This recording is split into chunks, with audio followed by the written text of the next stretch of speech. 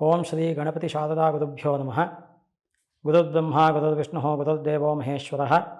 ಗುರುಃ ಸಾಕ್ಷಾತ್ ಪರಂ ಬ್ರಹ್ಮ ತಸ್ಮೈ ಶ್ರೀ ಗುರವೇ ನಮಃ.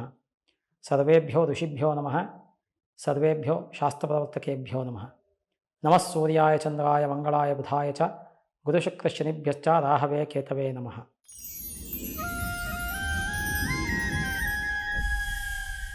ನಮ್ಮ ಮೀಡಿಯಾ ಬಜಾರ್ ಯೂಟ್ಯೂಬ್ ವಾಹಿನಿಯ ಸಮಸ್ತ ವೀಕ್ಷಕರಿಗೂ ಕೂಡ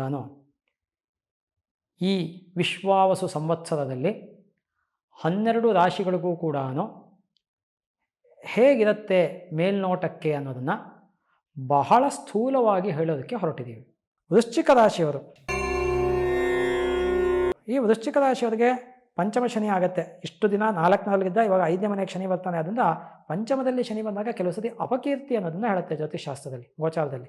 ಹಾಗಾಗಿ ನಿಮ್ಮ ಕೀರ್ತಿಗೆ ಧಕ್ಕೆ ಉಂಟು ಮಾಡತಕ್ಕಂತಹ ಜನಗಳು ನಿಮ್ಮ ಸುತ್ತಮುತ್ತ ಇರ್ತಾರೆ. ಆದ್ದರಿಂದ ಸ್ವಲ್ಪ ಅಂಥದ್ರಿಂದ ದೂರ ಇರಿ, ಎಚ್ಚರಿಕೆಯಿಂದ ಇರಿ.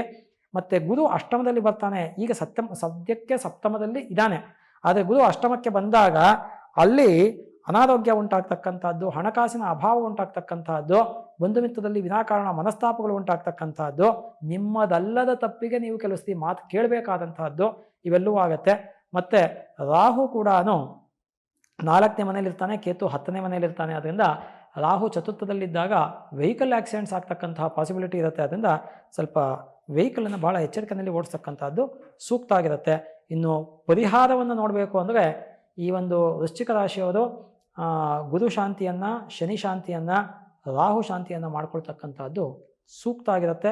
ಗಣಪತಿಯನ್ನು ಆರಾಧನೆ ಮಾಡಿ, ಹರಿಹರರನ್ನು ಆರಾಧನೆ ಮಾಡಿ, ಮತ್ತು ನಿಮ್ಮ ಇಷ್ಟದೇವತೆಯನ್ನು ಆರಾಧನೆ ಮಾಡ್ತಕ್ಕಂಥದ್ದು, ಪಶು ಪಕ್ಷಿ ಪ್ರಾಣಿಗಳಿಗೆ ಕೈಲಾಗದಿರೋರಿಗೆ ಸಹಾಯವನ್ನು ಮಾಡ್ತಕ್ಕಂಥದ್ದು ಸೂಕ್ತ ಆಗಿರುತ್ತೆ. ಇನ್ನೂ ಹೆಚ್ಚಿನ ವಿಚಾರಗಳು ಬೇಕು ಅಂದರೆ ನೀವು ನೇರವಾಗಿ ನಮ್ಮನ್ನೇ ಸಂಪರ್ಕ ಮಾಡ್ಬೋದು. ಎಲ್ರಿಗೂ ಒಳ್ಳೆಯದಾಗಲಿ. ಸರ್ವೇ ಸುಜನಾ ಸುಖಿನೋ ಭವಂತು. ಸಮಸ್ತ ಸನ್ಮಂಗಳಾನಿ ಭವಂತು.